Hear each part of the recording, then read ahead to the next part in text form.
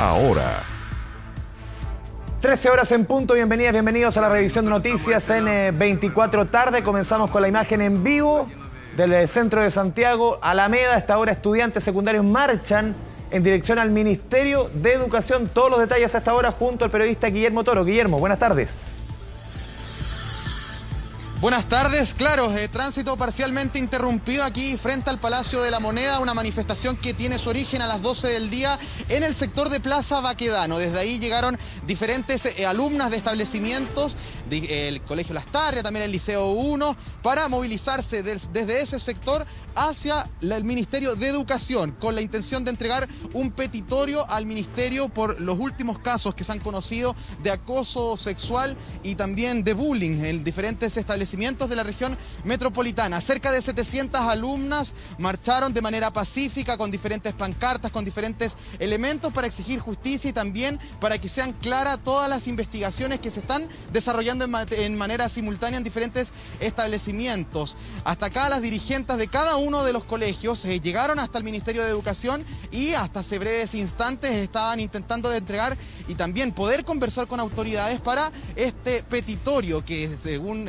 logramos entender, dentro de los próximos minutos podrían generar las primeras vocerías por parte de las representantes de cada uno de los establecimientos que llegaron hasta este lugar. Una convocatoria que inicia a las 12 del día a través de redes sociales. Se comenzó a viralizar esta invitación para los diferentes establecimientos, las diferentes alumnas que decidieron llegar hasta este lugar del centro de Santiago. Primero fue en Plaza Baquedano, desde ahí caminaron por la calzada norte de la Alameda en dirección hacia el Palacio de la Moneda y también después se ubicaron en la vereda sur para manifestarse a través de gritos, consignas, para poder entregar el petitorio en el Ministerio de Educación. Hasta el momento el tránsito vehicular, también el transporte público se encuentra interrumpido. Hay diferentes arterias de la ciudad de Santiago, principalmente de la comuna de Santiago, que presenta alteraciones en su tránsito. Hay un corte vehicular, un corte de tránsito entre Manuel Rodríguez también hacia el sector de Baquedano y hasta la avenida España. Por lo menos se mantienen interrumpidas las calles, tanto para los conductores, para los vehículos particulares, como para el transporte público. Hay también alteraciones, hay también bastante taco en los alrededores de toda esta calle, la Alameda, también Curicó, Tarapacá, Diagonal Paraguay, Marín, Portugal, incluso Salvador presenta alteraciones en el tránsito. La información del minuto, donde 700 alumnas aproximadamente se reunieron en el centro de Santiago por los últimos datos, los últimos informes de acoso sexual y también casos de bullying en establecimientos. Retomamos el contacto contigo en caso de ser necesario. Muy buenas tardes. Sí, tenemos ahí la imagen en vivo respecto a lo que está pasando en el centro de Santiago, los cortes que estamos viendo, nos contaba Guillermo Toro, en el tránsito tanto hacia el oriente como hacia el poniente. Todas las personas obviamente que utilicen la principal arteria capitalina sin duda a esta hora, que tomen todas las precauciones de acuerdo a esta marcha que nos contaba Guillermo Toro de estudiantes secundarias que tienen diversos petitorios, obviamente se dirigen hacia el Ministerio de Educación. Una marcha también que se ha repetido en otras comunas de la capital. Por ejemplo, también esto ha ocurrido en la comuna de Puente Alto. Es la información, la imagen en vivo que tenemos desde el centro de Santiago con este corte en el tránsito, corte parcial, nos decía Guillermo Toro, en el pleno centro de Santiago con esta marcha que estaba convocada días anteriores para esta hora. Vamos a ver los efectos, los que ya está teniendo y va a seguir teniendo en los próximos minutos este corte y esta marcha que debiese finalizar, recordemos que tiene su fin en el Ministerio de Educación. Vamos al Palacio de la Moneda con más información respecto a lo que sucedió esta jornada. La ministra del Interior, Isquia Siches, se reunió con el general director de Carabineros para comenzar a elaborar las medidas a tomar en la macro zona sur una vez que expire el estado de excepción. Marian Basso, vamos contigo al Palacio de la Moneda. ¿Cómo te va? Buenas tardes. Hola, sí, Andrés, porque claramente la agenda del gobierno durante esta semana ha tenido su foco en lo que sucede en la macrozona sur, sobre todo teniendo en cuenta que el estado de excepción que rige en esa zona culmina el próximo 26 de marzo. Es así como las reuniones, las citas para ver cuál va a ser el plan de gobierno una vez que este estado de excepción termine se han sucedido durante las últimas horas. Esta mañana se reunió tanto la ministra del Interior, Isquia Siches, acá en su oficina en el Palacio de la Moneda, como también al subsecretario de esa misma cartera, Manuel Manuel Monsalve con el general director de Carabineros Ricardo Yáñez. El objetivo de esta reunión, bueno, planificar esta desescalada de la macrozona sur una vez que termine este estado de excepción y las Fuerzas Armadas ya se retiren del lugar. Es en eso lo que estaban planificando, viendo también lo que sucedió el día martes cuando la ministra del Interior, Isquia Siches, decidió realizar esta visita a la familia Catrillanca en Temucuicui, cuyo resultado fueron estos disparos al aire y que la comitiva a la que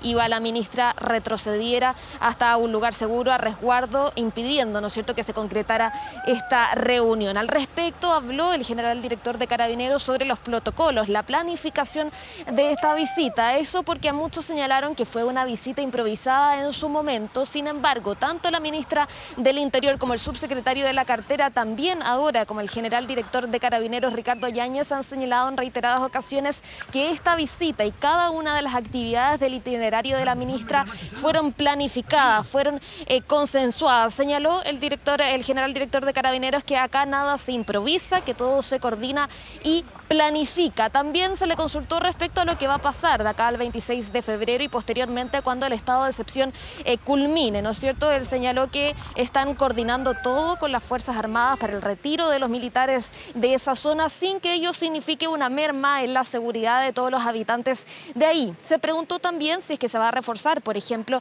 el personal de Carabineros en la zona y señalaron que van a destinar todos los recursos y los medios para que eso así suceda. Las declaraciones después de una reunión que según el director general de Carabineros es algo habitual en estas semanas, ¿no es cierto?, en estos días respecto de la macrozona sur. Pasemos a escuchar sus declaraciones.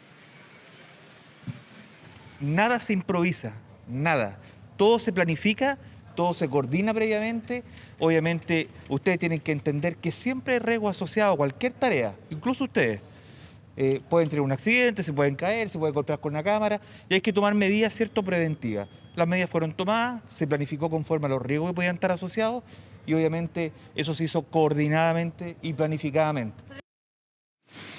Sí, lo decía ahí entonces el general director de Carabineros, siempre hay riesgos asociados, eso porque señalaron y reiteraron, ¿no?, como lo han hecho todas las autoridades en estos días, que todo se había planificado, que el itinerario de la ministra y de las distintas autoridades estaba ya planificado, coordinado, avanzado, una avanzada incluso de la ministra del Interior junto con Carabineros ya había asistido a la zona donde ocurrieron estos incidentes, así que la tarea ahí, ¿no es cierto?, es mejorar los protocolos, los dijo el subsecretario del Interior el día de ayer. En eso se va a trabajar, en el protocolo de traslado de las distintas autoridades cuando sigan visitando la zona, porque también lo recalcaban las autoridades, esta no va a ser la única ni la última visita. Ya la próxima semana el subsecretario del Interior también debería estar visitando la zona y así seguidamente, justamente para introducir, ¿no es cierto?, este plan del que conversábamos y que ya están afinando los últimos detalles. Parte importante de la visita que realizó la ministra del Interior a la Araucanía justamente precisaba en eso, en afinar los detalles de este plan. ¿Eso por qué? Se busca el diálogo, lo han recalcado desde el gobierno, desde las distintas autoridades en la zona. Ese va a ser el foco principal y también la presencia territorial. Ahora, en cuanto al diálogo, la ministra del Interior se reunió en su visita ahí a la Araucanía con las víctimas de distintos hechos de violencia, también con comunidades mapuches y con otras autoridades, ¿no es cierto?, ahí de la zona u organizaciones que efectivamente buscan dar a conocer sus propuestas también sobre cómo va a ser este plan. La ministra y todo su equipo llevan trabajando hace varias semanas en este plan que se va a dar a conocer en los próximos días. Ya lo ha conversado, lo ha dialogado con los gobernadores regionales, también con los alcaldes, porque buscan que esto se implemente de la mejor forma posible, que sea una implementación consensuada con los distintos actores sociales, teniendo en cuenta que entonces el foco que pretenden acá dar a conocer por parte del gobierno es el del diálogo. Lo señalaba también, ¿no es cierto?, el presidente de la República, Gabriel Boric, en su minuto, cuando se refirió al tema de la macrozona sur, que lo que se busca es restablecer los lazos, la paz social, ¿no es cierto?, y es ese el camino que buscan desde acá. Reuniones que se van a seguir sucediendo porque este plan incluye muchas aristas, ¿no es cierto?, la presencia de seguridad, la presencia territorial, que sería también con la fuerza de Carabineros, es eso lo que se está trabajando y por eso las intensas reuniones que se han sostenido el día de hoy acá en el Palacio de la Moneda, pero que se van a seguir sucediendo en los próximos días hasta ya dar a conocer todos los avances de este plan para la Araucanía y para toda la macrozona sur. Sí, uno se imagina, Mari, que el plazo que se toma el gobierno no debe ser muy grande, dado no solamente las urgencias que hay en la región de la Araucanía, sino también uno revisaba declaraciones ayer de algunos parlamentarios, pocos afines al gobierno, por ejemplo, Leonardo Soto, quienes decían, mientras no exista este plan policial elaborado, terminado, puesto a disposición justamente en la macrozona sur, él estaba dispuesto a extender el estado de excepción, algo que el gobierno obviamente no se lo ha jugado y que vence el próximo 26 de marzo. Es por ello que digo, quizás los plazos aquí debiesen ser más acotados, ¿no? Así es, y sobre todo teniendo en cuenta que, claro, esa fue la opinión particular del parlamentario del Partido Socialista, pero hay otros parlamentarios de Apruebo Dignidad, que es la columna vertebral de la coalición de gobierno, que, por ejemplo, no le gustó la idea de que la primera medida fuera la extensión de un estado de emergencia en la macrozona norte. Señaló y molestó mucho el tema de que una de las primeras medidas fuera la presencia militar en alguna zona del país, así que también ahí ojo con lo que opinen los parlamentarios, que son finalmente los que tienen que aprobar estas prórrogas de los estados de excepción. Efectivamente, el plan tiene que ya darse a conocer en un plazo acotado porque quedan pocos días para que culmine este estado de excepción el próximo 26 de marzo y ya este es un plan que se ha venido trabajando hace varias semanas ya con la ministra del Interior y los distintos actores justamente para enfocarse en este diálogo, pero también en la presencia territorial. Marian Basso, muchas gracias por la información. Muy buenas tardes. Buenas tardes.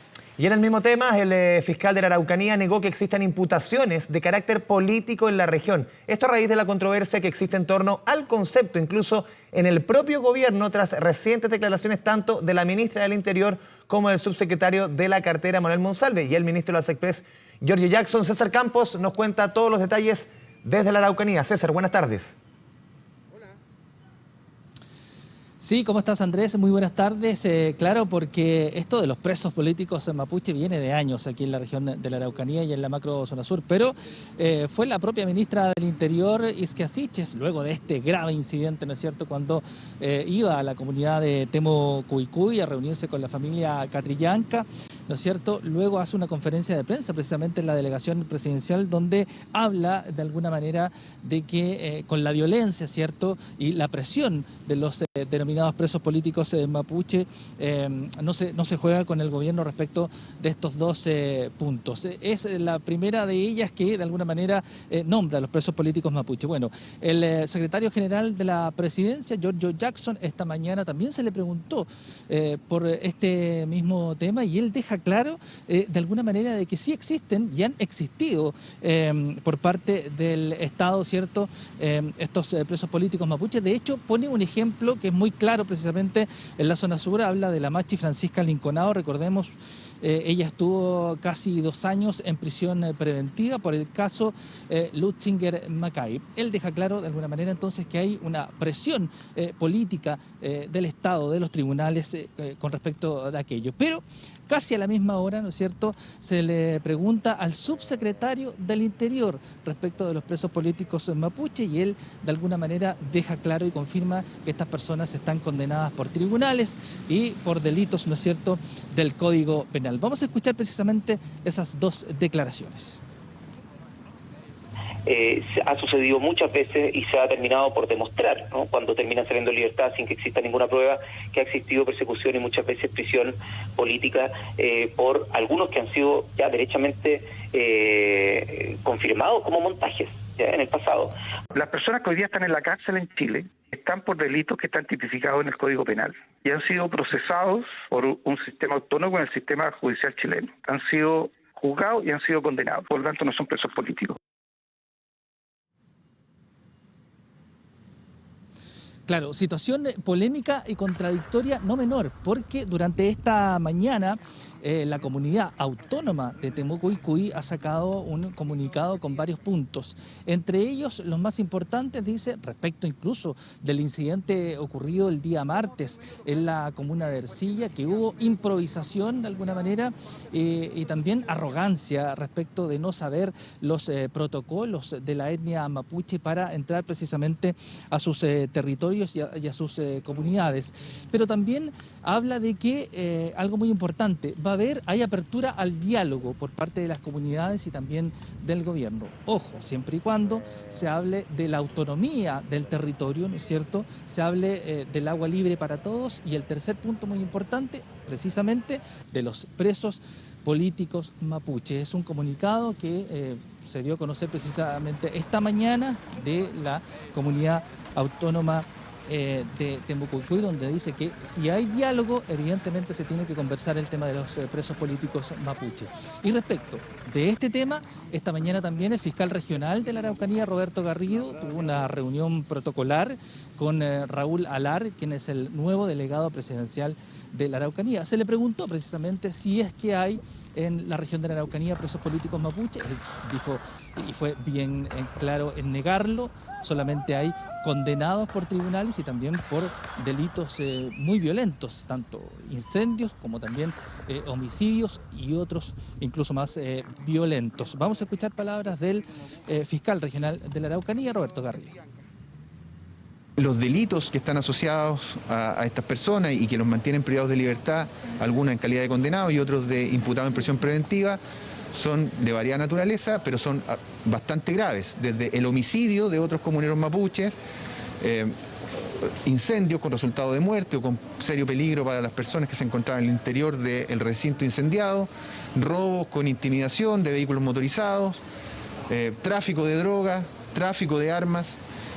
Por lo tanto, desde nuestro criterio, la verdad es que no hay ninguna imputación de carácter político en esos hechos, que por lo demás son revisados por el Tribunal de Garantía, por la Corte de Apelaciones, quienes determinan en definitiva si corresponde la libertad o no de las personas. Claro, polémica entonces de proporciones entre las mismas autoridades del reciente gobierno asumido de Gabriel Boric y también el Ministerio Público de la Araucanía, que dice que no hay presos políticos precisamente en esta región. Habrán reacciones, sin duda, durante todo el día estaremos pendientes de aquello. Compañeros. Pues sí, muchas gracias por la información, como todos los días desde la región de la Araucanía. Un abrazo. Continuamos con información aquí en la región metropolitana. Un centenar de alumnos y alumnas y apoderados se manifestaron esta mañana a las afueras de un colegio en Puente Alto. Esto luego de que se conociera una serie de abusos entre los estudiantes. Fabián Collao, desde el lugar, con más detalles. Fabián, muy buenas tardes.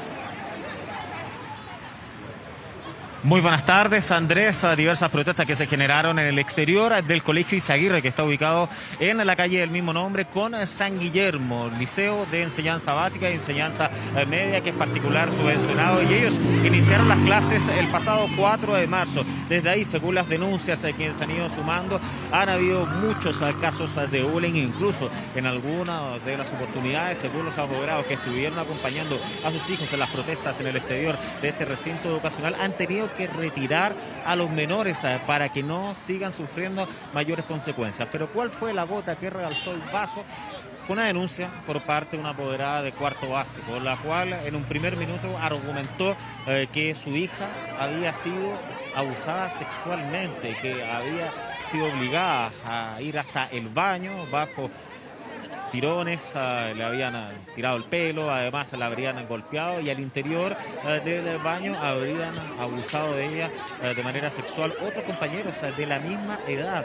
Pues bien, esta denuncia se supo rápidamente por los diferentes grupos de WhatsApp, también en las diferentes aristas de la comunidad educativa, y es así como dijeron basta ya, que tenían que hacer una protesta a partir de las 7:45 de esta mañana. Un centenar fundamentalmente de estudiantes, apoderados, e incluso durante las últimas horas se fueron sumando desde otros colegios de la comuna de Puente Alto. Bloquearon absolutamente el tránsito, incluso estaban tocando la reja, exigían la presencia de la directora del establecimiento, la cual se encontraba al interior. Lógicamente, durante esta jornada estaban suspendidas las clases a raíz de esta serie de denuncias, pero de todas maneras, cuando uno de nuestros equipos ingresó hasta el interior del colegio, es ahí cuando mostraron una carta que habría sido enviada por parte de la madre de la víctima, de la niña de 4 años, donde se dice de la denuncia inicial, algo que es bastante engorroso y que va a tener que ser analizado. ¿Por qué? Porque esta denuncia ya está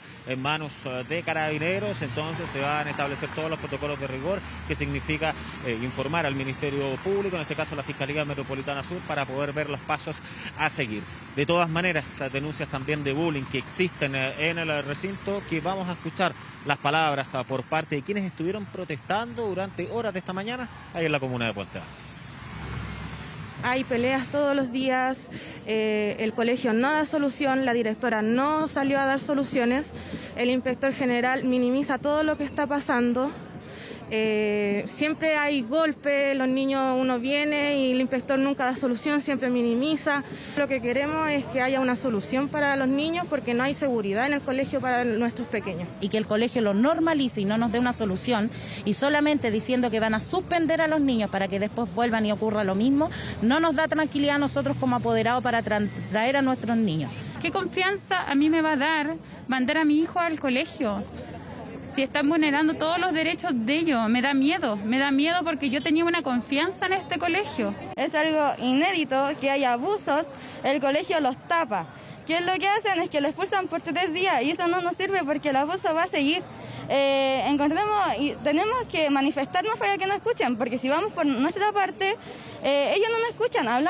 Pedimos para hablar con la directora, no nos quiere atender.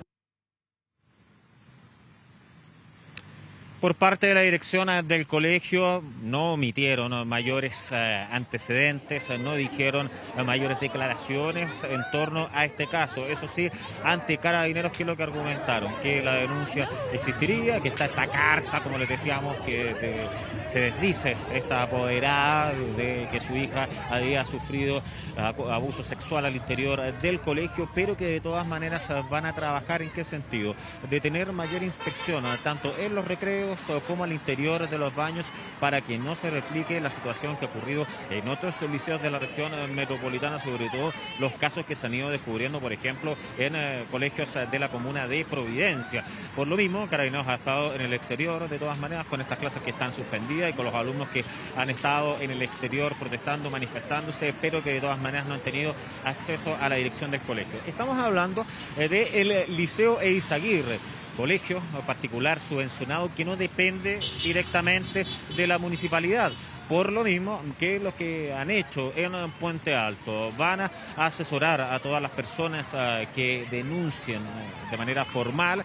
¿Para qué? Para poder ver todos los pasos a seguir de manera legal. Van a tratar de ayudar a las víctimas, según lo que han comentado, pero más allá no pueden ingresar. ¿En qué sentido? Porque es un colegio particular subvencionado, entonces que depende de un sostenedor X, del cual se desconocen mayores antecedentes hasta esta hora de la tarde, pero que de todas maneras condenan estos hechos. Vamos a revisar las declaraciones por parte del alcalde de Puente Alto, Germán Codina, a continuación.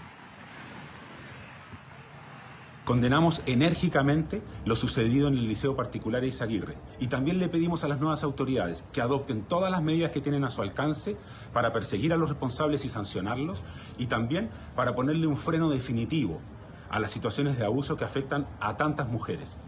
Y hago un llamado a la comunidad, a todas y todos, a entender que estamos frente a un problema que es profundo y que afecta a miles de mujeres en nuestro país.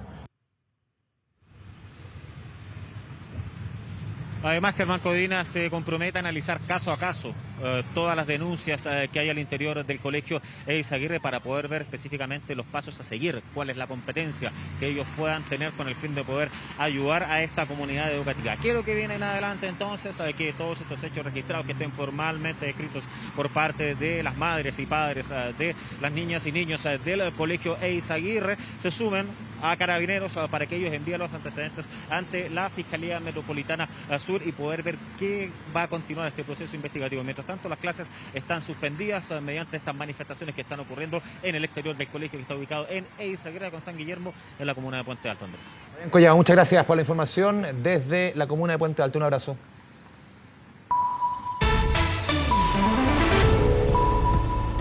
Ahora volvemos con la imagen desde el centro de Santiago con esta marcha de estudiantes secundarios que se ha mantenido durante y mantiene cortada hace un buen rato ya la principal arteria capitalina. Estaba viendo aquí algunos cortes que se están efectuando desde hace algunos minutos. Por ejemplo, San Martín al sur es desviado por Moneda hacia el poniente, Transporte informa la región metropolitana. También debido a esta marcha, Agustinas al oriente es desviada por Amunátegui hacia el norte. También son varios los trastornos o cortes también que está informando Transporte Informa a diferentes horas. Por ejemplo, también el flujo vehicular de Alameda al oriente es desviado por Avenida Salvador. Al sur, al oriente, Alameda tiene su último desvío en Diagonal Paraguay. Vamos con todos los detalles con lo que está sucediendo a esta hora en la Alameda junto a Guillermo Toro. Guillermo. Sí, retomamos contacto para informar cómo está la situación acá. Han llegado las alumnas hasta el frontis del Ministerio de Educación para la entrega de este petitorio. Incluso en este lugar también se ha instalado personal de Carabineros, funcionarios de Carabineros de la Unidad de Control de Orden Público. Para controlar la situación se ha instalado una especie de barricada que se ha consumido rápido, pero ya comienza a controlarse esta intersección puntualmente. Amunátegui con Alameda es aquí donde finalizaría supuestamente, hasta donde está autorizada esta manifestación, y que hasta el momento se mantiene controlada, pero con este incidente puntual que hacíamos, este destaque, esta barricada. Incluso justamente en esta intersección, justo al fondo, detrás de los semáforos, se puede apreciar este carro lanzaguas que ya se encuentra en posición, al igual que otras unidades de Carabineros en distintos puntos de la Alameda, como también por calles Lord Cochrane, Nataniel, que se encuentran controlando toda esta manifestación. Una situación que puede cambiar también de minuto a minuto, todo depende también del comportamiento de las alumnas, también de otras personas que llegan hasta este lugar a expresar su malestar por todo lo ocurrido. Lo escuchábamos en el móvil de Fabián Collado, toda esta situación que ocurre en la comuna de Puente Alto, lo que pasa días anteriores en la comuna de Providencia, y que hizo que se reunieran diferentes alumnas de diferentes establecimientos educacionales en el centro de Santiago. Manifestación que lleva aproximadamente más de 1 hora con 20 minutos, que se encuentra un grupo afuera del Ministerio de Educación, otro grupo también bajo los pies de la Torre Entel, y que en este lugar, en Amunátegui con Alameda, es hasta donde debería llegar esta manifestación, esta reunión, donde también funcionarios de Carabineros se encuentran custodiando este sector. Información del minuto, cualquier información también vamos a empezar a contactarlos para que nos comuniquemos y también informemos lo que ocurre aquí en el centro de Santiago. Sí, Guillermo, solamente un punto, de acuerdo a la perspectiva que tienes tú y al reporteo que ha hecho toda la mañana, ¿cuál ha sido más o menos la operación que ha realizado Carabineros a lo largo de esta marcha? Sí, Carabineros en primera instancia hace estos cortes perimetrales de ruta para que se puedan movilizar desde el sector de Plaza Baquedano hasta el Ministerio de Educación. Van acompañando con sus carros, incluso ahora mismo, mira, te dejamos con la imagen, comienzan a correr las estudiantes en dirección hacia el sur. Seguramente Carabineros ya comenzó a disuadir esta reunión, esta manifestación que está instalada en este sector de Amunátegui con Alameda.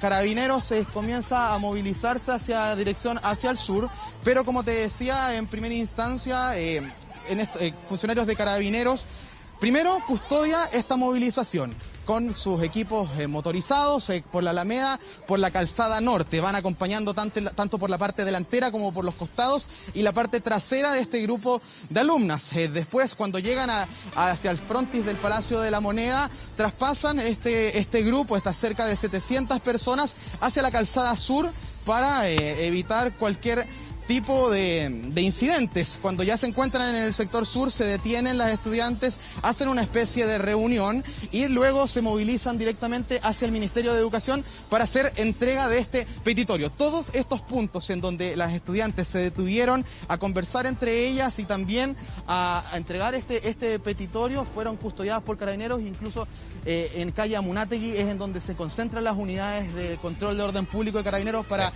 evitar cualquier tipo de incidentes. Sí, hasta el momento lo se ve en la imagen y ha sido la tónica, aparte de lo que trae los cortes de tránsito, una marcha que se ha efectuado en absoluta tranquilidad. Guillermo, muchas gracias por la información, muy buenas tardes. Nos vamos ahora al norte del país. Las fuertes lluvias y tormentas eléctricas registradas desde el martes en la región de Antofagasta provocaron la activación de diversas quebradas en las cercanías de Sierra Gorda, además de cortes en la ruta que une la comuna con Calama. Ivania Echavarría con todos los detalles. Ivania, muy buenas tardes. ¿Cómo están? Muy buenas tardes. Efectivamente, intensas precipitaciones que se han registrado durante los últimos días en el norte del país. Nosotros nos encontramos en este momento en la región de Antofagasta, pero en la ruta que une la comuna de Sierra Gorda con Calama. Y quiero que vean en las imágenes de Hernán Maureira un poco lo que quedó de estas fuertes precipitaciones que se registraron el día de ayer. Estas son parte de las consecuencias de estas lluvias bastante intensas. Y es básicamente lo que estamos viendo, que está al costado de la ruta, el escurrimiento de agua, de barro, en definitiva, aluviones que se fueron generando y que amenazaban hasta altas horas a la comuna de Sierra Gorda. Estos aluviones comenzaron a generarse en cercanías de mineras y, por supuesto, fueron bajando. Es por esto que se activan de inmediato los protocolos de emergencia en el poblado y se comienza a trabajar principalmente para intentar desviar este cauce. Si bien este trabajo se logró, hubo un momento en que efectivamente este aluvión alcanzó a ingresar al poblado. La acumulación de agua producto de las precipitaciones también se registró en la avenida principal y cerca de 10 viviendas aproximadamente se vieron afectadas por el ingreso del agua por debajo de sus puertas. Afortunadamente no hubo problemas de mayor magnitud. Sin embargo, la preocupación, por supuesto, de los habitantes de la comuna producto de esta situación. También hubo cortes de ruta, 3 importantes entre Sierra Gorda y Calama. Durante la noche y madrugada también se estuvo trabajando de forma prácticamente inmediata para poder despejar, considerando que por lo demás esta ruta también tiene mucho tránsito vehicular y no solamente vehículos particulares, sino también vehículos de carga y buses de pasajeros. Actualmente las rutas están habilitadas, pero eso sí, con precaución, porque hay sectores como en el que estamos nosotros donde todavía queda un poco de material en la vía y se llama entonces a los conductores a transitar con cuidado. Tenemos declaraciones, conversamos con los habitantes de Sierra Gorda, también con la alcaldesa, quien ya con luz de día hace un balance de lo que fue la jornada de ayer. Escuchemos. Pues solo nos avisaron que estaba bajando el río y de ahí empezamos a levantar, que es con la de las tierras, como se puede ver, para que no se entrara más. Asustada, porque no sabemos si el río, no sé qué cosa, bajaba. Fue bastante preocupante porque yo fui a Calama, luego que yo regresé acá ya se había cortado la carretera, ya no había paso. La avenida principal hubieron viviendas afectadas, más que nada que el agua se metió por debajo de por las puertas, porque el nivel de agua acumulado era bastante, y por el sector de sus patios traseros. Hoy día estamos con una dificultad de cortes de suministro de agua potable, justamente a razón de la caída del agua. Dentro de estos días vamos a generar una reunión con ONEMI, como quedamos de acuerdo ayer con el director, y otras entidades para generar una mesa de trabajo y poder fortalecer y no caer nuevamente en una acción reactiva más que preventiva. Precipitaciones en el norte que también se dieron en la región de Tarapacá, específicamente en la provincia del Tamarugal. La quebrada de Tarapacá en la comuna de Huara fue una de las que se activó y también comenzó a correr bastante agua hacia los poblados que se encuentran en las cercanías. ¿Esto en qué derivó? En que 7 de ellos tengan diferentes grados de afectación producto de estas precipitaciones y del agua también que iba corriendo. Tránsito suspendido en carretera. Y hasta el momento se está trabajando también para poder entonces habilitar estas rutas y también para poder ponerse en contacto con las personas de estos poblados y ver en definitiva qué es lo que necesitan, cuál es la ayuda de primera instancia. Tenemos declaraciones al respecto, escuchemos. Preliminarmente sabemos que tenemos Guaraciña, Guaviña, Limaciña, Achacagua, Aroma, Coscaya y Cibaya. Han sido dentro de los poblados que se han encontrado con mayor nivel de afectación. Muchas rutas se encuentran con tránsito suspendido, se encuentra el lugar personal de vialidad ya realizando trabajos.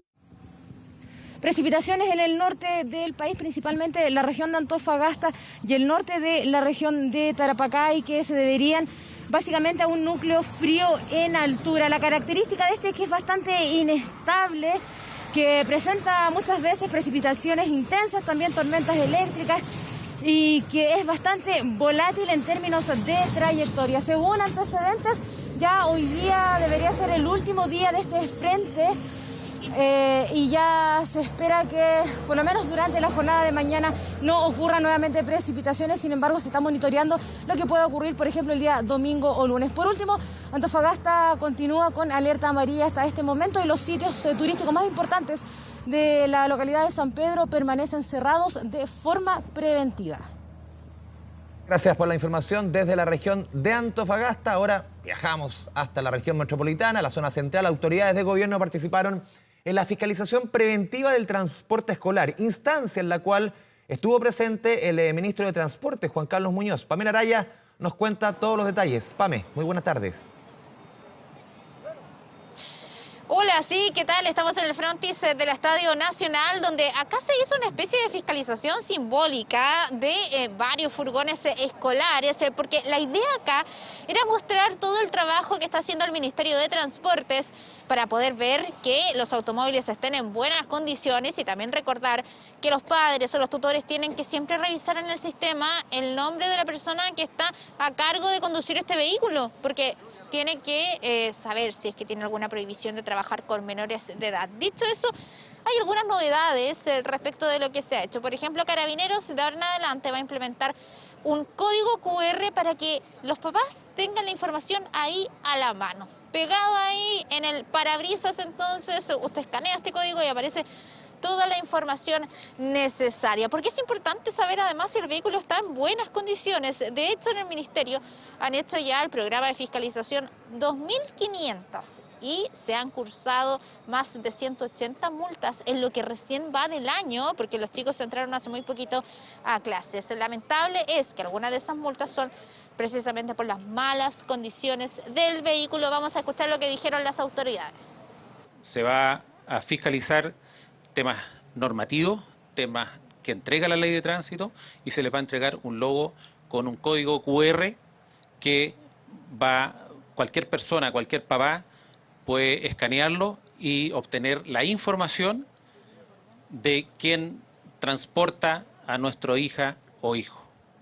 En definitiva, quiero también transmitirle a los apoderados, a los papás de los niños, que hagan el esfuerzo de velar porque los vehículos estén debidamente registrados, acercarse, tomar conciencia y ser parte de esta responsabilidad, de contribuir a que los vehículos que transportan a los niños cuenten con las condiciones que se exige para que el transporte escolar sea todo lo seguro que nuestros niños requieren. Bueno, y ahí está además la primera actividad que tiene el ministro Juan Carlos Muñoz, el ministro de Transportes, aquí con los representantes de los transportes escolares, quienes dijeron que, claro, ellos resultaban muy beneficiados, sobre todo con este sticker, con el código QR, que los papás van a poder ahí tomar de inmediato los datos. Pero aprovechando que estuvieron con él, también le hicieron una petición, porque dicen que después de la pandemia ahora hay muy pocos furgones escolares. Entonces, de alguna manera requieren apoyo porque tienen que competir incluso con los servicios irregulares. Vamos a escuchar a la representante de este gremio. Se dio que este año hay mucho menos transporte escolar que los años anteriores, y entonces puede producir eso, que haya un desborde de la ilegalidad. Entonces, lo que le pedíamos es que nos ayude para conseguir una flexibilización en el horario de ingreso, cosa que haya unos 15, unos 20 minutos, que es en la hora en que los niños leen o que guardan silencio, que puedan los transportes dejar un grupo y ir por otro, porque es mejor que el niño llegue tarde, pero en un vehículo seguro, con personas que cumplen con toda la normativa, a que llegue a la hora, pero de manera insegura. Bueno, ya lo saben, entonces, fiscalizaciones en todo el país de este transporte que es tan importante para que los niños se lleguen al colegio sanos y salvos, necesario ahora que volvió la presencialidad. Así que siempre lo importante es tener atención, revisar los antecedentes, ver que el vehículo esté en buenas condiciones, que tenga los cinturones de seguridad, medidas COVID también, por ejemplo, que los niños no coman adentro, para no tener problemas ahí con los contactos estrechos, pero sobre todo tener los antecedentes del conductor, de los cuidadores al interior, porque existe este registro de todos aquellos que tienen prohibido trabajar con menores de edad a propósito de haber estado involucrado en delitos de abuso contra menores. Sí, Pamela Araya, muchas gracias por la información. Ya solo horas de que se inicie una nueva versión del Lollapalooza en Chile. Autoridades fiscalizaron los últimos detalles de las dependencias del festival, que se va a realizar por primera vez en el Parque Bicentenario de la comuna de Cerrillos. Daniela González con toda la información. Daniela.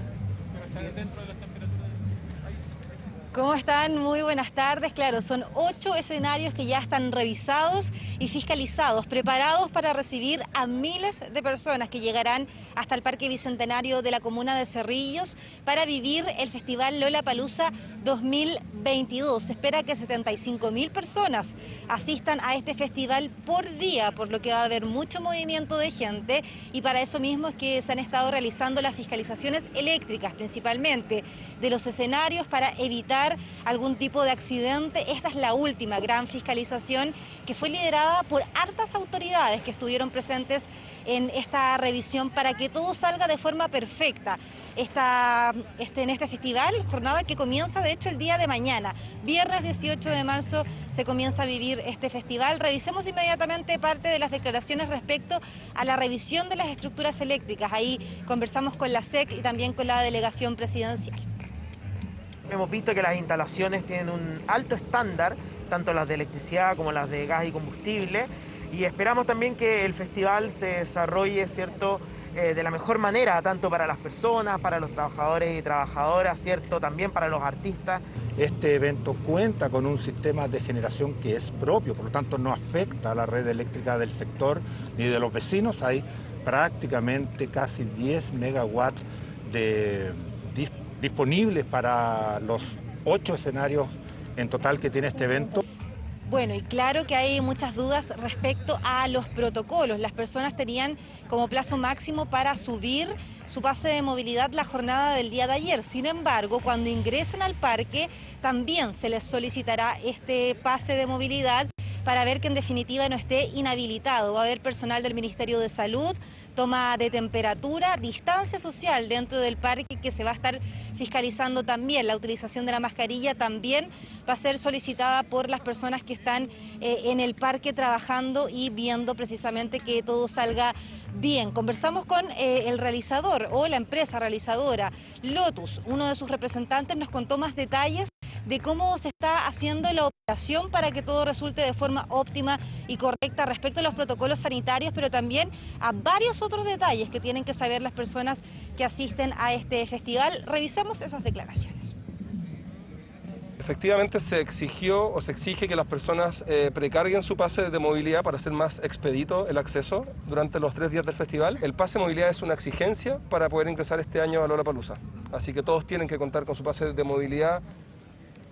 Bueno, importante mencionar también que hay un protocolo de transportes que funcionará durante estas 3 jornadas, extensión del horario del metro para las líneas 3 y 6 del transporte metropolitano, también más contingente policial. Cerca de 300 carabineros estarán a los exteriores de este parque que tiene 3 ingresos a 5 cuadras del metro Cerrillos, donde se pueden movilizar las personas. La invitación es a preferir el transporte público, porque los estacionamientos ya se vendieron o ya se arrendaron, por lo que probabilidad de estacionar un auto va a ser bastante baja, por lo menos para estas jornadas, así que preferir el transporte público y por supuesto informarse en la página de Lotus o en la página de Transporte Metropolitano todos los detalles del movimiento del transporte para esos días en la capital y por supuesto todos los detalles, lo que se puede, lo que no se puede ingresar al festival, los horarios, todos esos detalles ahí los tiene el sitio web oficial de Lollapalooza 2022. Daniela González, muchas gracias por la información, muy buenas tardes.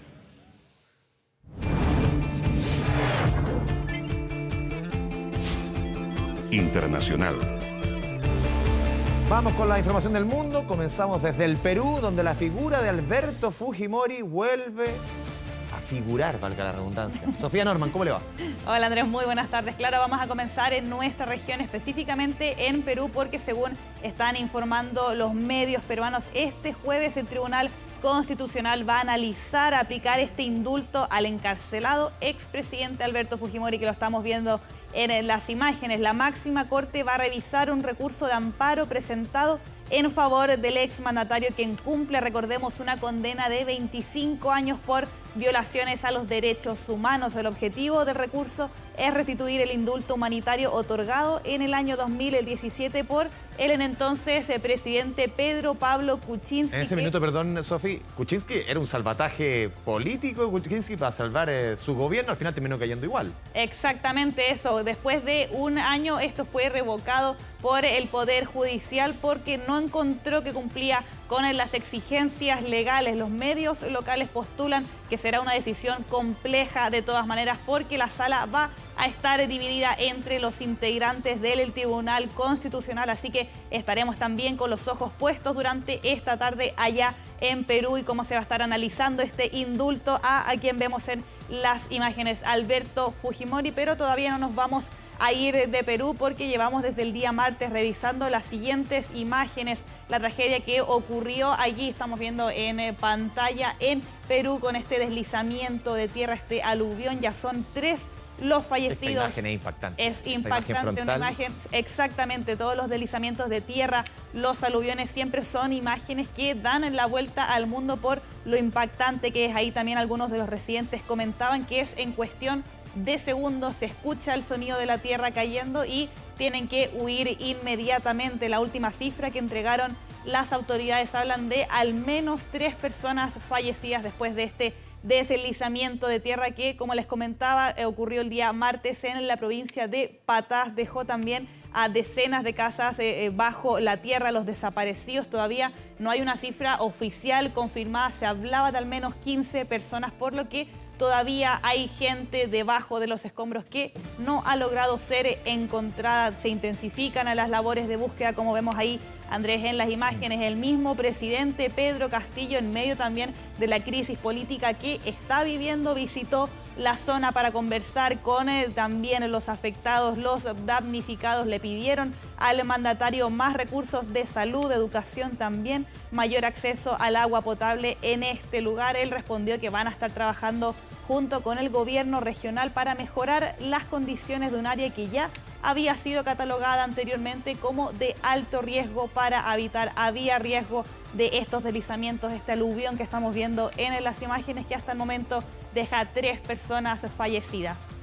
Ayer también estuvimos revisando el terremoto magnitud de 7,3 que sacudió a la prefectura de Fukushima. Dejó 3 víctimas fatales según la última cifra que entregaron las autoridades niponas y también más de 100 personas heridas. El movimiento que ocurrió en el noreste de Japón dejó a más de 2 millones de hogares sin energía y levantó una alerta de tsunami que luego fue cancelada. Las autoridades del país confirmaron esta cifra de fallecidos, al menos 3 personas allá en Japón, y también anunciaron que van a estar bien alerta como gobierno porque creen que podrían haber también grandes sismos durante los próximos días. Está la alerta puesta allá en Japón. Hay que recordar que esta prefectura, Fukushima específicamente, tenía este fantasma, por así decirlo. Hace 11 años. Exacto, del año 2011, que fue... Por esta misma fecha. Exacto.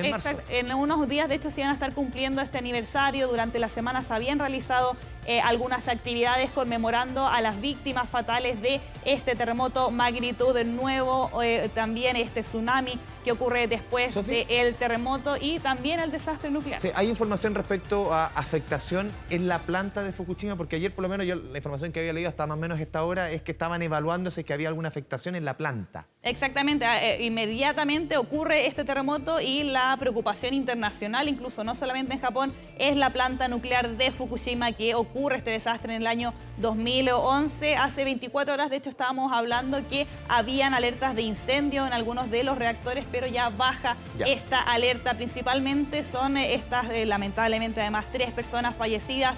Los heridos, algunos desvíos, por ejemplo, del metro, del tren, que se salen de los carriles, pero mayoritariamente fueron estos daños estructurales menores. No hubo tampoco mayores alertas en la planta nuclear allá en Fukushima, pero también toda esta gente estaba muy preocupada, además justo en una fecha donde se cumple aniversario desde este terremoto y posterior tsunami allá en Japón.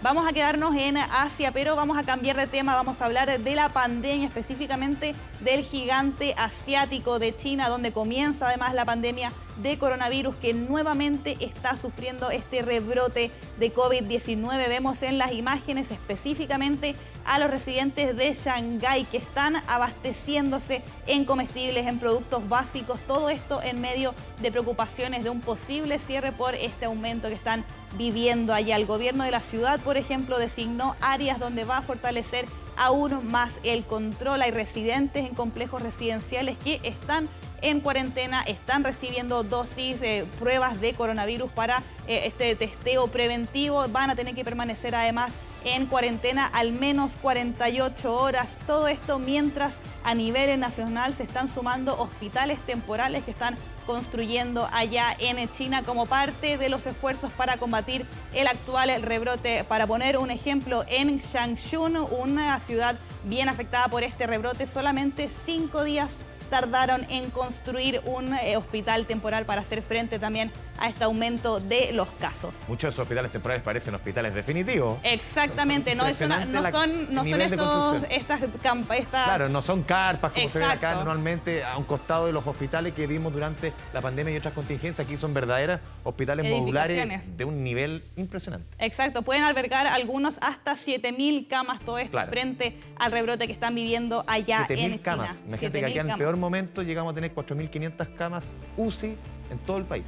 Exacto, está toda la preocupación puesta allá en China, las distintas ciudades del gigante asiático. Vamos a cambiar de tema, nos movemos hasta Estados Unidos. Una polémica, los trabajadores de Disney en Florida específicamente anunciaron que van a realizar protestas. Todo esto ante la nula reacción que tuvo el director ejecutivo a la ley No Digas Gay. Los organizadores anunciaron que van a tomar las medidas necesarias para que la empresa Walt Disney proteja a los empleados y a las familias de la intolerancia. Todo esto luego de que Bob Chapek, que es el director ejecutivo de Disney, se negó a emitir una condena pública hacia esta legislación. ¿Qué es lo que dice esta legislación? Muchos se deben estar preguntando. Va a prohibir a los profesores de los colegios siquiera hablar sobre orientación sexual e identidad de género en las salas de clases. Es una polémica ley que se discutió allá en el estado de Florida, específicamente muy criticada en redes sociales y también por parte de los empleados de Disney. Luego de las críticas a su posición, el director pidió las disculpas, anunció que va a pausar todo financiamiento político que hay en el estado. Por su parte, también Marvel Studios, que es propiedad de Disney, apoyó públicamente a la comunidad LGBT y repudió este polémico proyecto de ley que se está dando allá en Estados Unidos, específicamente en el estado de Florida. Hay planes también para seguir con estas protestas en los parques de Disney. Estaremos atentos también a todas estas reacciones. Sofía Norman, muchas gracias por el completo informe del mundo. Gracias, que estén muy bien. 13 horas con 51 minutos, nos vamos a la pausa en 24 tarde.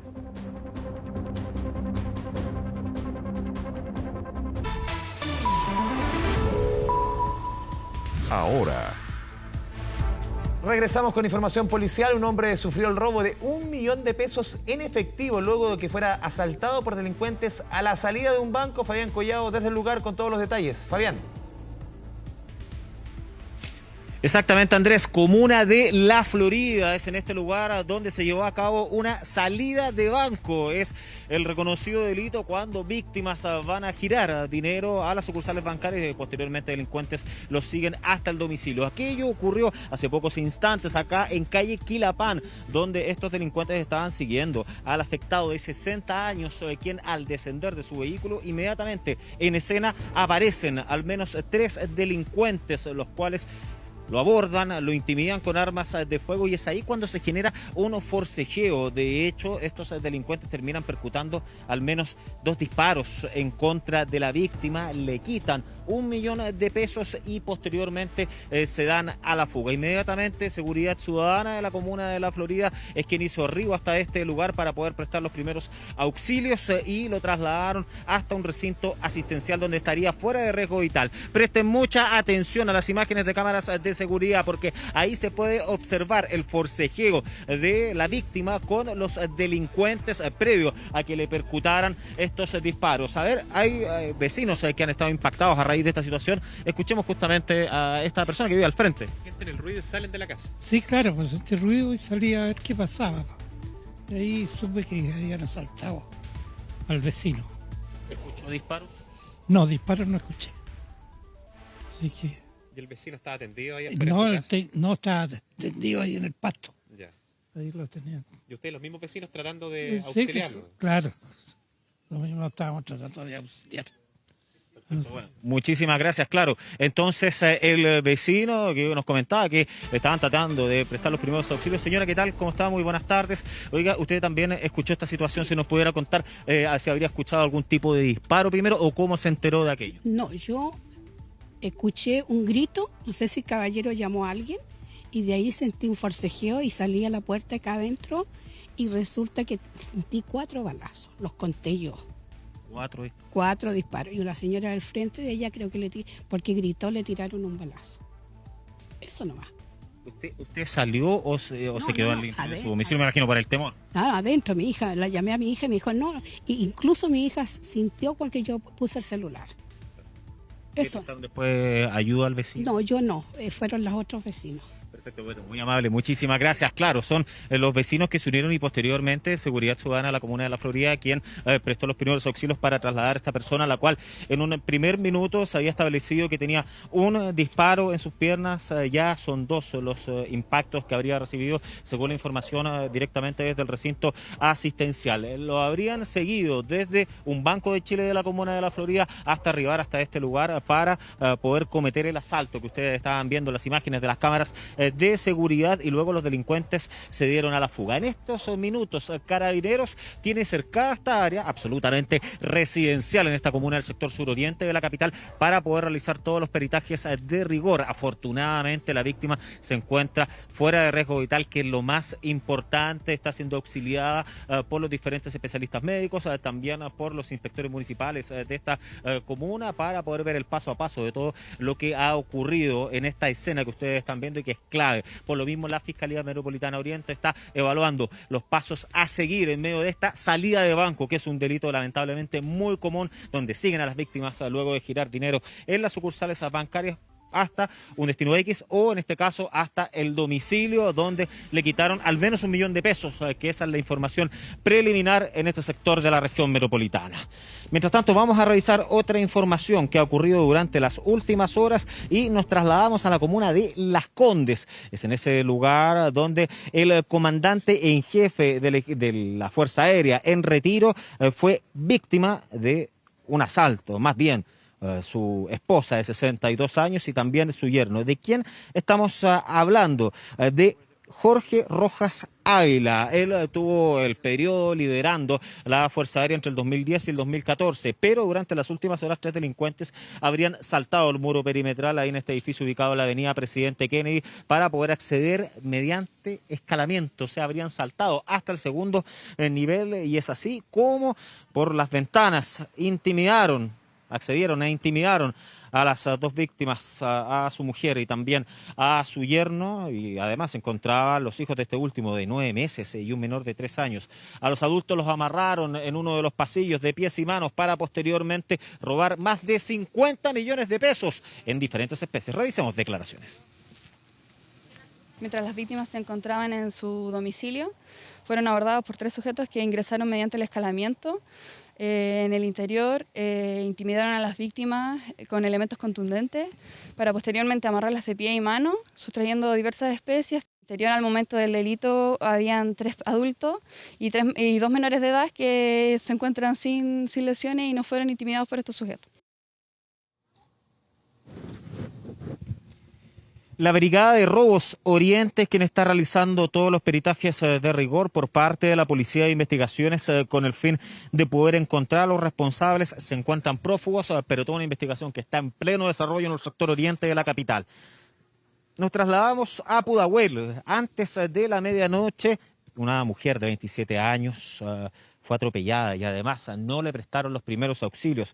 Todo esto ocurrió en la intersección de San Pablo con Federico Errázuriz. A un costado de la calzada se encontraba la víctima cuando un vehículo con el chofer desconocido hasta este minuto dobló en dirección hacia el norte de San Pablo, hacia Federico Errázuriz. La arrolló y posteriormente se dio a la fuga. En ningún caso le prestó los primeros auxilios. De hecho, acá se configura plenamente la ley Emilia. En definitiva, la víctima, pese a que llegaron las ambulancias, a los organismos de emergencia, estaba sin vida. Se encontraba fallecida en el lugar debido a las graves lesiones ocasionadas. Por lo mismo, la sección investigadora de accidentes de tránsito de Carabineros está realizando toda la investigación de rigor, analizando las cámaras de seguridad del paso a paso para poder verificar si es que se encontraba encontraba el sujeto en estado de ebriedad y principalmente para poder individualizarlo, identificarlo y así lograr su detención. Revisemos declaraciones.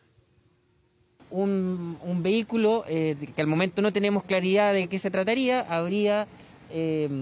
no se habría percatado de la presencia de una joven de aproximadamente 27 años en situación de calle, quien en esos instantes se encontraba sentada en la calzada y al no ser advertida su presencia, desafortunadamente la atropelló y quitándole la vida.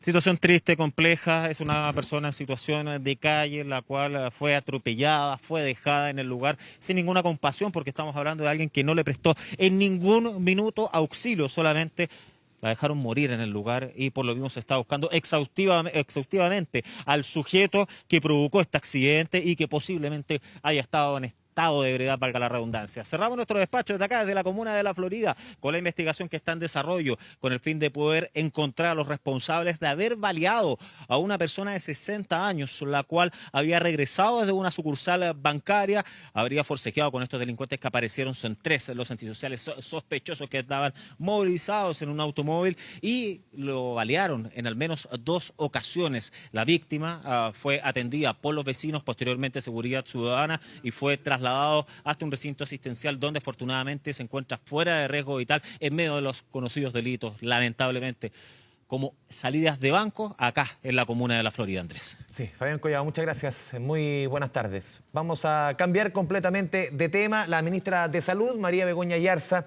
llegó hasta la comuna de Lampa, lo vemos en la imagen, para dar inicio a la campaña de vacunación contra la influenza. Importante, se adelanta la campaña. Pamela Araya con todos los detalles. Pamela. Hola Andrés, ¿cómo estás? Muy buenas tardes. Sí, la ministra llegó además con los subsecretarios del Ministerio de Salud hasta este consultorio rural, el Juan Pablo II, para explicar todos los detalles de esta campaña que tú decías. Se adelantó porque es importante decir que el virus siempre está circulando en el hemisferio norte, pero acá la idea es estar preparados. Se está analizando cómo se está comportando la influenza en el hemisferio norte y acá se han dado algunos casos importantes de combinación entre COVID y otros virus respiratorios. Decía la ministra que hasta el momento había, por ejemplo, 4 casos que tenían coronavirus y además la influenza. Y por eso entonces es importante vacunarse contra este virus, porque claro, lo tenemos familiarizado, pero ocurre que la influenza sí puede desarrollar una enfermedad grave e incluso la muerte. Es importante recordar además quiénes son las personas que tienen derecho a vacunarse de forma gratuita, que es el público objetivo, que pueden ir a cualquier centro de salud público o privado y pedir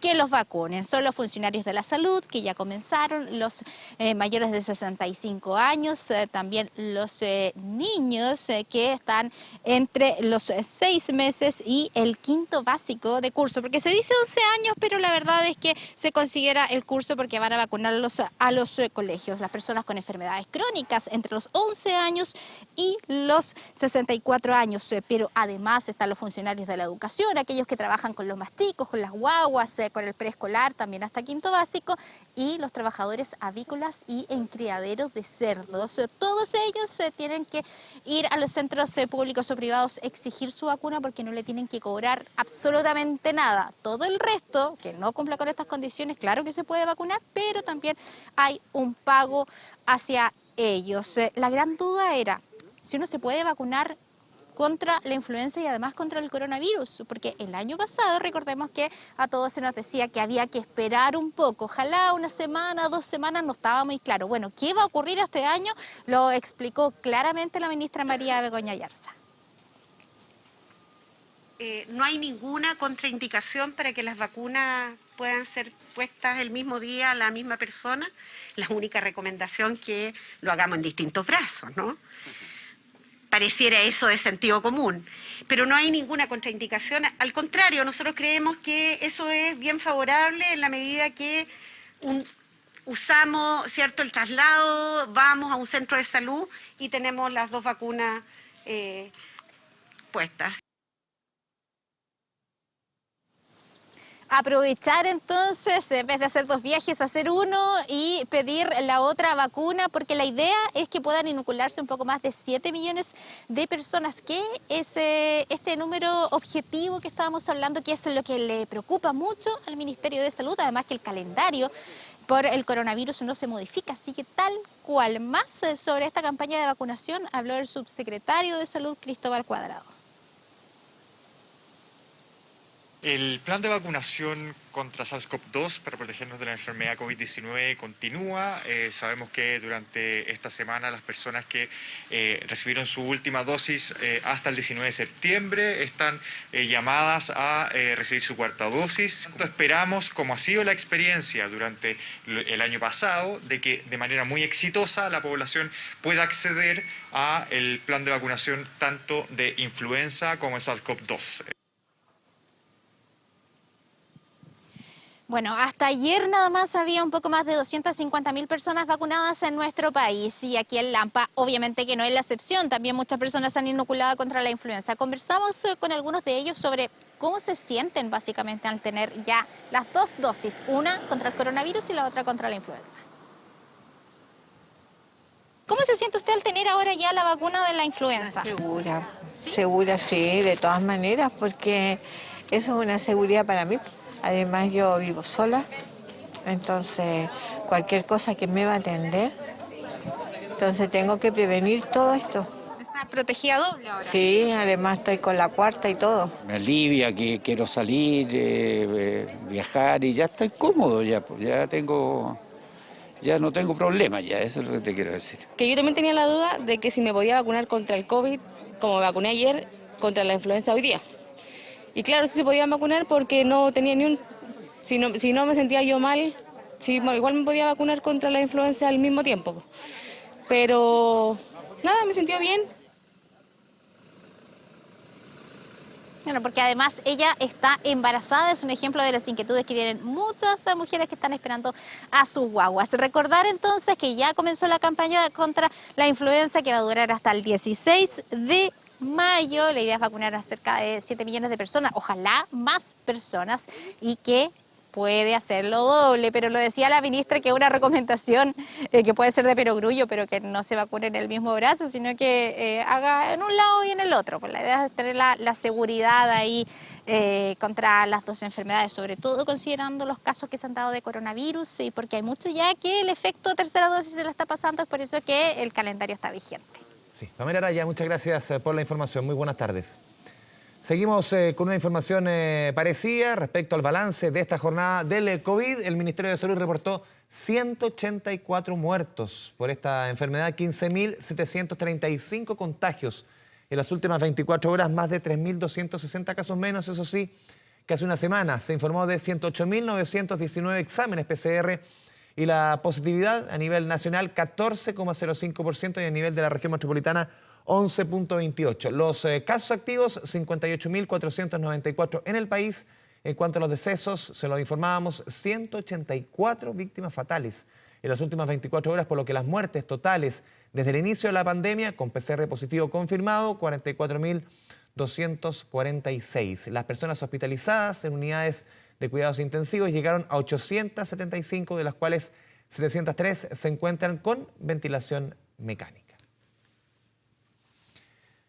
Cambiamos de tema. El ministro de Economía, Nicolás Grau, junto a la alcaldesa de Santiago, Iracy Hasler, se reunieron con emprendedores y representantes de gremios comerciales ubicados en la denominada Zona Cero, conformando una mesa de diálogo para la reactivación de los locales afectados con el estallido social. Dani Linares nos cuenta todos los detalles. Dani.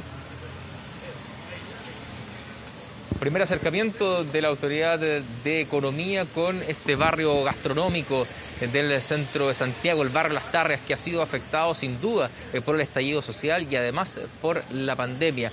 Primer acercamiento que tuvo además una solicitud de perdón por parte del ministro de Economía a nombre del Estado, él en su calidad de secretario de Estado, por las dificultades y todo el daño que ha ocurrido a los pequeños locatarios, a los vecinos de este sector de la Plaza Baquedano, barrios Bellas Artes, también el sector de General Bustamante, también aquí en Las Tarrias, barrio del Parque Forestal, que se han visto duramente afectados, dicen ellos, por la delincuencia. De hecho, el principal elemento que pusieron sobre la mesa en esta reunión fue que no habrá ningún subsidio, ninguna ayuda económica efectiva si no se termina con los actos delictuales. Dicen que las manifestaciones, reivindicaciones de carácter político ya no están presentes en las calles. Hoy lo que se ve es delincuencia, que genera inseguridad para desarrollar su trabajo, que se ve interrumpido muchas veces prácticamente todos los días viernes, y también inseguridad para quienes vienen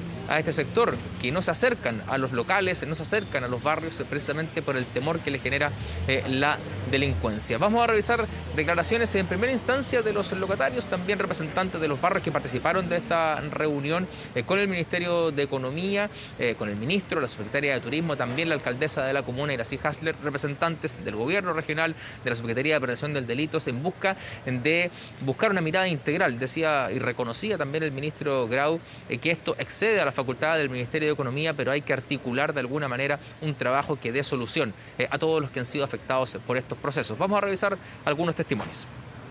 Hoy día lo que hemos solicitado es una instancia de trabajo, mesas de trabajo, para ver cómo se van a reparar estos barrios. Eso está hoy día en desarrollo. Y también hay un consenso de los gremios de la zona de que si no existe seguridad, no hay ninguna ayuda económica que sirva. Obviamente que en el momento actual no es lo mismo que hace 1 año o 2 años atrás, pero sí hay un problema de delincuencia. Claramente, aquí no estamos hablando de marchas por reformas sociales, no. Acá hay un tema de delincuencia y que nos preocupa mucho a nuestros barrios porque hemos visto cómo la delincuencia está actuando impunemente. Claro que te dan ganas de irte, porque siempre lo mismo, es como que de la puerta para afuera del local uno no tiene ni una injerencia. Entonces, no tenéis cómo resolver los problemas. Y una percepción que, al ser oída de primera fuente, es decir, de la voz de los propios locatarios, sin duda remeció el pensamiento del propio ministro de Economía, que dice tenía una sensación, una percepción bastante clara de lo que ocurría aquí en el barrio, pero que al escucharlo de voz de cada uno de los afectados, sin duda es distinto, decía él, y por ende habla también del compromiso que se va a poner en esta agenda de avanzar lo más pronto posible en buscar soluciones que sean efectivas de la mano de un trabajo integral, solucionando de alguna manera el eje de la violencia para luego avanzar ya en un proceso de recuperación que decía va a tomar más tiempo, pero esta primera etapa de escuchar valoraba bastante el ministro, de poder haber sido parte de esta reunión y poder haber oído de primera fuente las sensaciones, las dificultades y que han sufrido miles de empresarios, pequeños empresarios de aquí, del sector céntrico de la región metropolitana, que alberga a varias comunas, no solamente a la comuna de Santiago, sino que también Providencia y Recoleta. Vamos a revisar las declaraciones de las autoridades. Mi primera reacción frente a todo lo que se me ha descrito en esta reunión es primero pedir disculpas en nombre del Estado de Chile como ministro de Estado por la situación que han vivido las familias dueñas de estos distintos negocios, las personas que viven en estos barrios. Distinto cuando uno escucha las historias concretas de cómo esto ha afectado sus vidas, sus sueños, gente que lleva décadas en el mismo lugar y que han tenido que vivir una situación muy, muy compleja. Eso obviamente impacta. Yo de hecho estoy bien conmovido en parte por la reunión. Tenemos un desafío que es tremendo. Hemos podido escuchar distintos problemas que han tenido que enfrentar a propósito tanto del estallido social como también de la pandemia, y es por eso que es fundamental la articulación de todos los organismos. Aquí necesitamos a los emprendedores, emprendedoras de los barrios, necesitamos al gobierno en su conjunto. Vieron la primera etapa entonces un acercamiento inicial entre los representantes de diversos gremios no relacionados con los barrios, Las Tarrias, Bellas Artes, también el sector mismo de la Plaza Baquedano, ahí en la Galería Crown Plaza, por ejemplo, con el Ministerio de Economía en busca de una solución integral y que ya devuelva de forma definitiva el normal funcionamiento al centro de Santiago, le dé una nueva cara y le dé también ese espacio a cada uno de los emprendedores de ponerse de pie, de atraer nuevamente al público que se ha ido retirando precisamente por los actos delictuales que frecuentemente interrumpen el funcionamiento de estos lugares. Dani Linares, muchas gracias por la información. Nos vamos a la segunda pausa. Aquí en 24 tarde hay 20 grados en la capital, pronosticados 23 para esta jornada, con la imagen de Plaza Baquedano, Plaza Italia. Nos vamos a la pausa. Un lesionado y 5 vehículos chocados dejó un grave accidente provocado por un camión fuera de control. Lo ven en la imagen. En Antofagasta, cámaras de seguridad captaron el momento exacto en que un ciclista salvó providencialmente de ser impactado. Daniela Cáceres con toda la información. Daniela. Hola, ¿cómo están? Muy buenas tardes. Efectivamente, se trata de un nuevo accidente que ocurre en Avenida Salvador Allende, uno de los principales accesos a la comuna de Antofagasta, una avenida en donde reiteradamente están ocurriendo este tipo de accidentes y de forma grave. Situación que además se quedó registrada en cámaras que se ubican en este sector y que deja en evidencia la gravedad, como yo les contaba, de esta lamentable situación protagonizada por un camión nuevamente que pierde el control al inicio, al ingreso de Antofagasta, y con ello arrasa al menos con 5 vehículos que se encontraban en su paso y también, por supuesto, dejando personas lesionadas, afortunadamente ninguna de carácter grave. Imágenes impactantes en donde también da cuenta, por ejemplo, de un ciclista, como ustedes pueden ver, que se encontraba precisamente subiendo esta avenida cuando se encuentra de frente con este accidente y prácticamente de milagro alcanza a bajarse de la bicicleta, salir, por supuesto, y resultar ileso de este grave accidente, como yo les comentaba, que dejó solo una persona lesionada, afortunadamente, como yo les decía, también de carácter leve. Estuvimos conversando con algunos testigos de este accidente, también con el ciclista que salvó, como yo les decía, prácticamente de milagro. Escuchemos. Iba pedaleando, me iba a juntar con mis amigos en el cerro, y en esto veo que vuela un camión a través del bandejón central, hacia abajo. A esto que vuela, sentí el ruido, vi la palmera volar, vi la reja volar, un semáforo, y cambió de pista y quedó justo frente a mí. En eso tuve que tomar una decisión de saber si moverme a la izquierda, moverme a la derecha, y atiné, yo creo que por suerte, a moverme a la derecha y me salvé de suerte nomás. Me asomo por la ventana y veo mucha gente parada en la esquina y dije, puta, no habrá sucedido algo, y aparezco y no está el auto. ¿Y lo encontró así? Y lo encuentro ahora acá. Llegué, me puse a descansar y justo me iba a poner a trabajar en ese momento cuando escuchamos fue el estruendo más tremendo y nada, el carro adentro.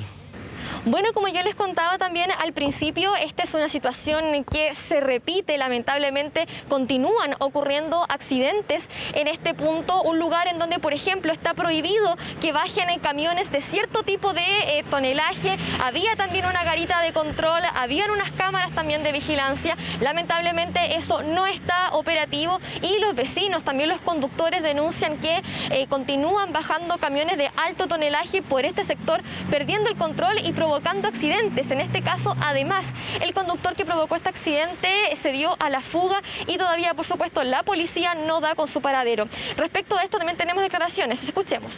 Un camión impacta a un vehículo en movimiento y de igual forma a 6 vehículos que se encontraban estacionados en cercanías del lugar. A raíz de esto resultó una persona lesionada y el conductor del camión se habría dado a la fuga del lugar, encontrándose aún en diligencias investigativas con la finalidad de encontrarlo y poder ser presentado ante la justicia. Bueno, como escuchaban entonces, continúan las diligencias para dar con el paradero del conductor que se dio a la fuga, el conductor del camión que provocó y protagonizó este accidente que dejó otros 5 vehículos afectados, una persona lesionada y también en 2 viviendas dañadas en este sector producto del impacto de todo lo que provocó este grave accidente ocurrido el día de ayer en Avenida Salvador Allende de Antofagasta. Nosotros vamos a estar al pendiente cómo va evolucionando, por supuesto, esta noticia para comentarles más adelante en las próximas ediciones. Buenas tardes. Increíble, de acuerdo a la imagen, que no haya pasado mayores. Daniela, muchas gracias.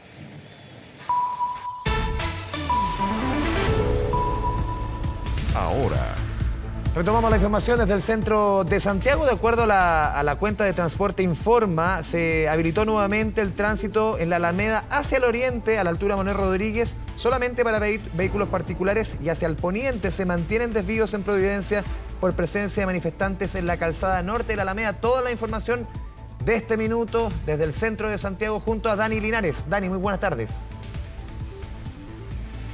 ¿Cómo te va, Andrés? Muy buenas tardes. Desde calle Santa Rosa al poniente no se puede circular, ya sea en vehículo particular o transporte público. La principal avenida de la capital está suspendida en su tránsito en dirección al poniente debido a esta manifestación de estudiantes, principalmente de liceos de las comunas de Providencia, que han decidido trasladarse hacia el Ministerio de Educación para poder poner también ahí en conocimiento a las autoridades algo que ya lo habían hecho a través del sostenedor, en este caso el municipio de la comuna, respecto a denuncias de acoso sexual al interior de los colegios. Señalan estar intranquilas respecto a esta situación, ya que no han tenido la debida respuesta, y es por eso que se han decidido movilizar, no solamente ellas, sino que también alumnos de otros establecimientos, también apoderados, se han sumado a esta manifestación, que fueron trasladándose, por cierto, desde el sector oriente de la capital hacia el centro de Santiago, donde está el Ministerio de Educación, aquí en la Alameda 1371, para poder dejar una carta precisamente. El objetivo se cumplió. Pudieron dejar aquella carta en las oficinas de parte del Ministerio de Educación en búsqueda, por cierto, de generar un diálogo con el actual jefe de la cartera para poder llegar a algún consenso al respecto. Ya se había pronunciado el Mineduc al respecto, ya generando políticas públicas, como por ejemplo el nombramiento de una persona encargada de asuntos de género dentro del Ministerio de Educación, reuniones también con la alcaldesa de Santiago, con la alcaldesa de Providencia, para poder aunar también todas las denuncias que han ido recopilándose durante el último tiempo. Respecto a las manifestantes, si te das vuelta nomás, Juan Pablo, puedes mostrar ya que va avanzando y el tránsito de vehículos comienza a restablecerse desde la altura de Tucapel Jiménez hacia el poniente. Ya ahí ustedes ven vehículos que están avanzando desde Tucapel Jiménez al poniente, al menos vehículos particulares en este momento ya están operando.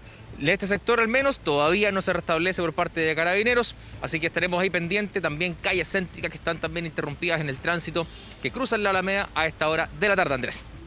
Muy lentamente el centro va retornando a su normalidad. Dani, muchas gracias. Abrazo, nos vemos.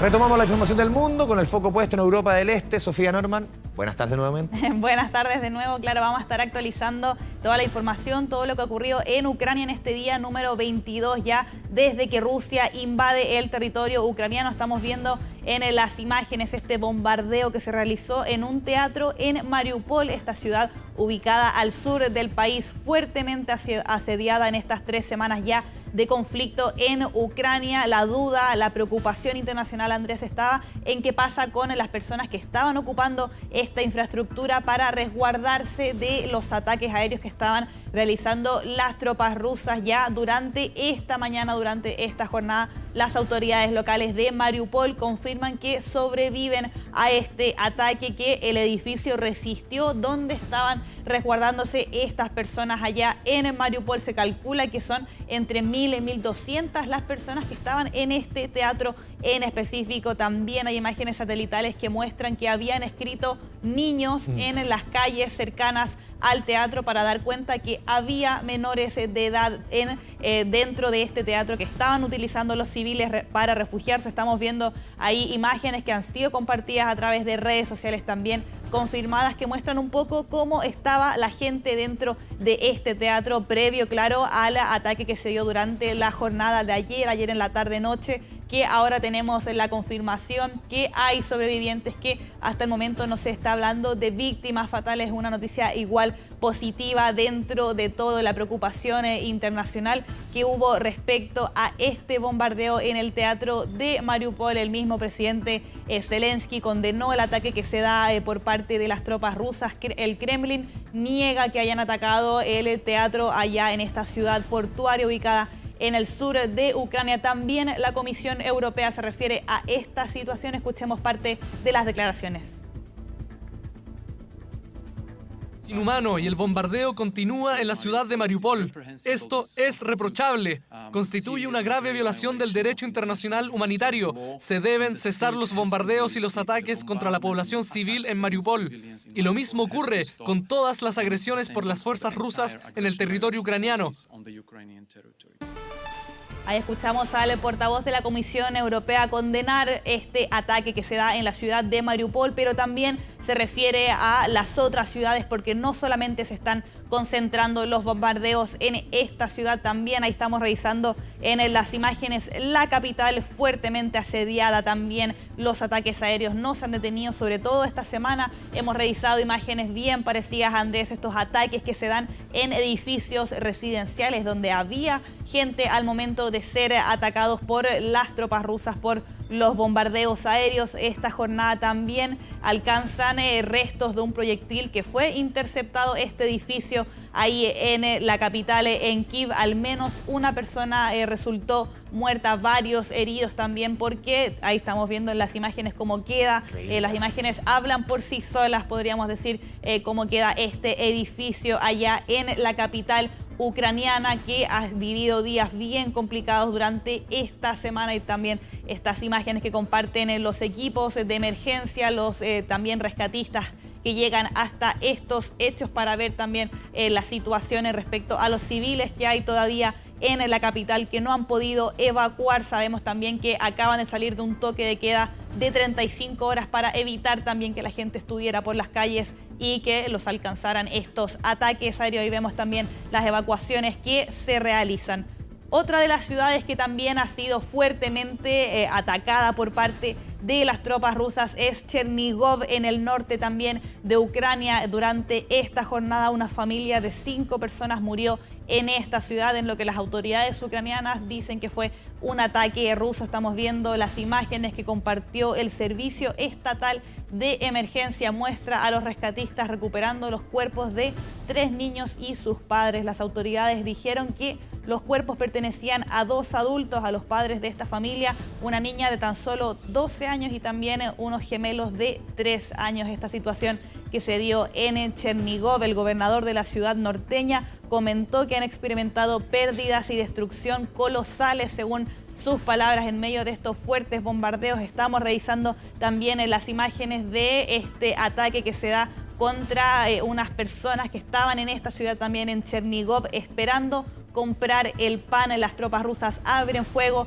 contra ellos y 13 personas, es la cifra más actualizada, mueren en este ataque en específico en la ciudad en general, en Chernigov. Desde el día de ayer, miércoles, 53 personas han perdido la vida, lamentablemente, como sigue subiendo, Andrés, esta cifra de civiles que han muerto en el conflicto de Ucrania, cuando ya estamos revisando el día número 22 de esta invasión rusa. Las imágenes, Sofi, 22 días de guerra y nos siguen sorprendiendo, lamentablemente. Muchas gracias por el completo informe. 2 de la tarde con 38 minutos. Nos vamos nuevamente a la pausa en 24 tarde.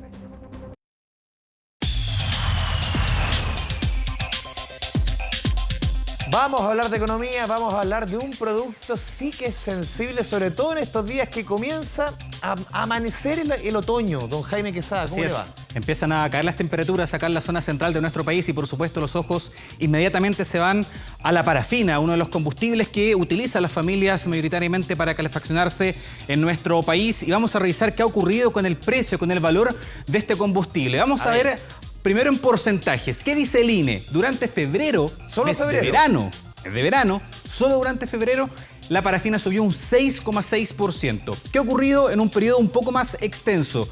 En lo que va del año 2022 ya ha subido un 15,3% y en 12 meses, fíjense ustedes, un 61,4%. Aquí está incidiendo directamente lo que pasa con el precio del petróleo a nivel internacional. La crisis geopolítica en Europa lleva a que los precios del crudo a nivel planetario suban y por lo tanto la parafina en nuestro país también se ve directamente impactada. El precio promedio del litro de parafina, acá también lo reiteramos, en la región metropolitana, esta es una realidad distinta, también en regiones, acá en Santiago ya están los 1.046 pesos. Normalmente, Jaime, el precio de parafina está 200 pesos más barato que la benzina, normalmente. Ahora vemos que está acoplado. Prácticamente igual en muchas partes de la región metropolitana. Este es el precio promedio acá en Santiago. Pero revisando el listado en benzinalínea.cl vemos que los precios más altos de la parafina se concentran principalmente en comunas más vulnerables. Es distinto a lo que pasa con la benzina. La benzina, cuando vemos los precios, los valores más altos están en Las Condes, en Lo Barnechea, en Vitacura, pero acá no se da ese fenómeno. Revisemos a continuación la siguiente gráfica. ¿Dónde está el precio más alto de la parafina acá en la región metropolitana? Isla de Maipo, el litro, 1.155 pesos. En San Bernardo, el valor más alto, 1.143. Sigamos revisando porque esto se da en distintas zonas también de la región metropolitana. No solamente en la zona surponiente, acá en la zona centro de Santiago, en Recoleta, 1.142. En Quinta Normal, un precio muy similar, 1.140. Y en Puente Alto, 1.140 pesos. Dato súper importante, Jaime, esto. Benzinalínea.cl, donde usted puede cotizar todos los combustibles, no solamente la benzina. Y lo hemos visto y tú lo has mostrado muchas veces que en la misma región, en la misma comuna, sí, puede haber hasta 40, 50 pesos de diferencia en el litro del combustible que sea. Por eso es importante meterse a ese sitio, cotizar, porque se puede ahorrar bastante, sobre todo ahora. Bastante, y es muy completa la información que se entrega en esa página web. Acá les presentamos los precios más altos registrados, pero también usted puede buscar dónde está la bencinera más barata, dónde está la parafina más barata dentro de su comuna. Por esa razón es muy importante tener esta información porque claramente empieza a pegar en el bolsillo directamente. Nos vamos a ir a la pausa, pero te voy a dejar una pregunta extendida para después de la pausa. Si la benzina el año pasado subió los últimos 12 meses entre 20 y 30%, ¿por qué la parafina ha subido el doble porcentualmente? Jaime Quesada nos explica al regreso. Volvemos con la información económica. Yo le había dejado extendida una pregunta a don Jaime Quesada. ¿Por qué la parafina ha subido, usted me decía, los últimos 12 meses, más del 60% y la benzina ha subido la mitad? ¿Qué está pasando con la parafina? Revisemos qué ha ocurrido justamente durante el último año con el precio de la parafina y por qué ha subido tanto. Miremoslo en la gráfica. Datos de la Comisión Nacional de Energía. Fíjense ustedes, es muy importante el alza. Desde marzo del año 2021, el litro promedio a nivel nacional estaba en 620 pesos. 620 pesos hace un año. Hoy día, en marzo del 2022, ya está en 1.045 el precio promedio a nivel nacional. ¿Cuál es la diferencia? ¿Cuál es el gran elemento diferenciador? Primero, la parafina no tiene impuesto específico, no paga impuesto específico en los combustibles, paga solamente el IVA. Recordemos, impuesto específico son 320 pesos por litro. Si tuviera impuesto específico, te serían 1.300 y algo. Exactamente, exactamente. No paga impuesto específico a los combustibles y por lo tanto, como consecuencia, no puede optar al mecanismo de estabilización de precios de los combustibles. Al famoso MEPCO. Que es el MEPCO. No está incluida en el MEPCO, no está incluida en esta posibilidad de que el combustible pueda subir 6 pesos o pueda bajar 6 pesos. Todo lo que va a hacer en el mundo. Se va amortiguando justamente el incremento. Eso no es así. Pero, atención, sí funciona el Fondo de Estabilización de Precios del Petróleo. Es un fondo muy chiquitito, son cerca de 5 millones de dólares. Es bien chiquitito, pero sí ha logrado atenuar en algo el alza. Pero hagamos una consideración, Jaime. Son 5 millones y el MEPCO solamente el año pasado gastó 500. Estamos hablando del 1%. 600, exactamente. Entonces, chiquito. Por eso digo, 5 millones de dólares es una tremenda cifra, pero para esto, chiquitito. Así es. Muy importante lo que estamos conversando respecto a este fondo que ha funcionado. La parafina podría estar mucho más alta considerando el escenario internacional. Y hoy día el ministro de Hacienda, Mario Marcel, se refirió justamente al MEPCO, porque recordemos que los combustibles, la gasolina, viene ya acumulando 30 semanas de alza y probablemente este MEPCO se va achicando. Por eso el ministro de Hacienda aseguró que la próxima semana podría haber novedades y se van a inyectar más recursos al MEPCO para que pueda seguir operando. Escuchemos. Lo que vamos a tener que hacer es reponer o incrementar los recursos del MEPCO para que siga funcionando todo lo que sea necesario. Va a ser necesario, como digo, incrementar los fondos. ¿Usted está dispuesto a inyectarle fondos al MEPCO? Por supuesto, porque ¿cierto? Es un mecanismo de estabilización que hoy día es igualmente necesario, ¿cierto? Que en el pasado. Es necesario no alarmarse en exceso.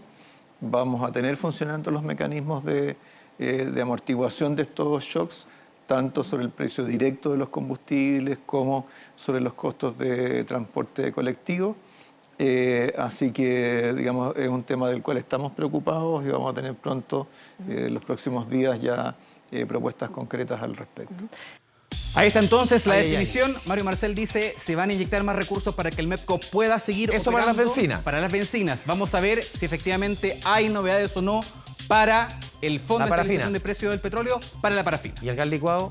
sigue ahí también. Sigue también ahí. Igual dispuesto que la parafina. Así es. Don Jaime Quesada, como siempre, muchas gracias. Nos vemos. Menuda tarea para el ministro Marcel. Así es, harta tarea. Sí. 2 de la tarde con 58 minutos. Vamos cerrando las noticias a través de esta edición de 24 tarde. Puede seguir la compañía, obviamente, de TVN y se puede seguir informando a través de la pantalla de Canal 24 Horas. Muchas gracias por informarse junto a nosotros. Buenas tardes.